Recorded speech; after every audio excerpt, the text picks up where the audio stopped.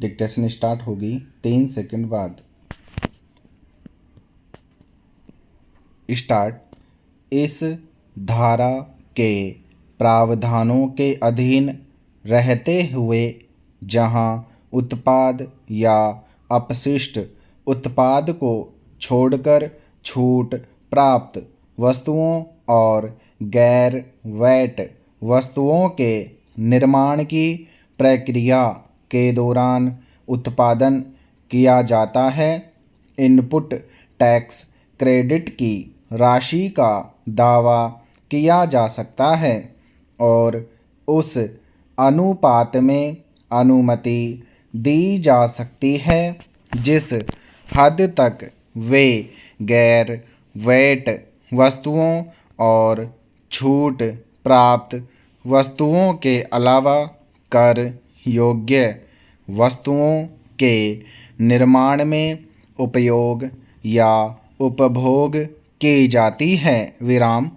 इस उपधारा के प्रयोजन के लिए छूट प्राप्त वस्तुओं में गैर वैट वस्तुओं के अलावा अन्य कर योग्य वस्तुएं शामिल होंगी जिनका निपटान राज्य के भीतर बिक्री के माध्यम से या अंतरराज्य व्यापार या वाणिज्य के दौरान या भारत के क्षेत्र से बाहर माल के निर्यात या राज्य के बाहर बिक्री के दौरान बिक्री के अलावा अन्य तरीके से किया जाता है। विराम। पैरा।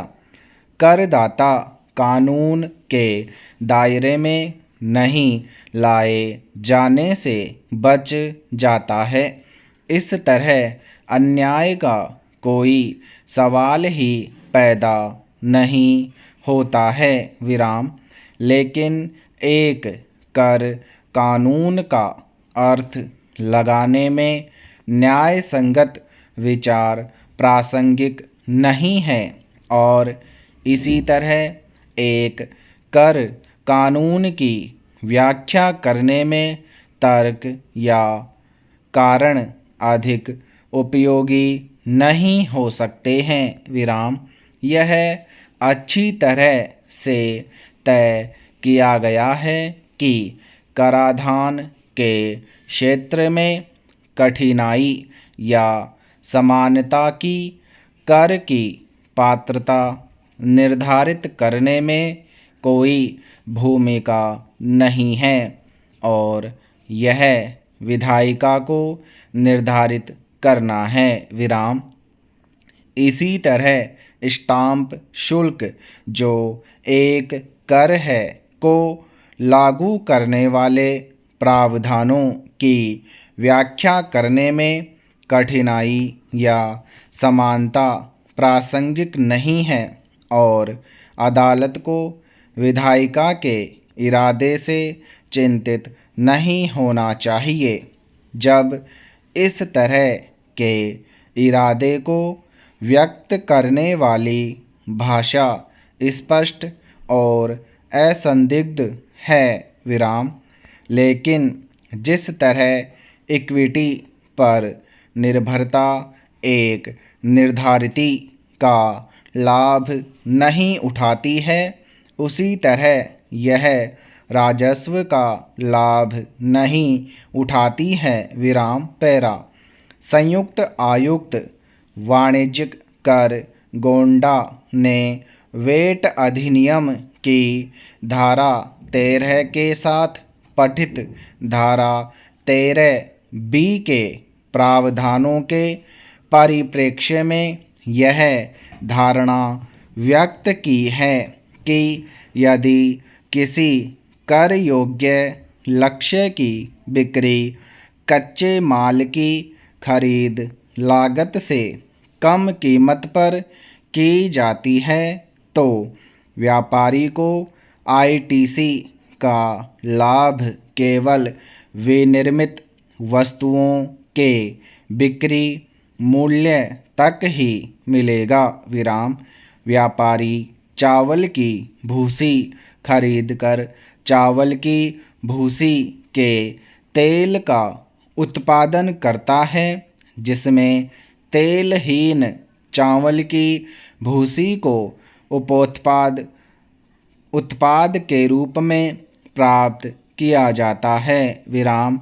इस तरह से उत्पादित उत्पाद को उत्पादन लागत के दृष्टिकोण से बहुत कम कीमत पर बेचा जाता है, जबकि उपयोग की गई चावल की भूसी की पूरी राशि पर आईटीसी का दावा किया जा रहा है, जो धारा 13(1) के विपरीत है। विराम।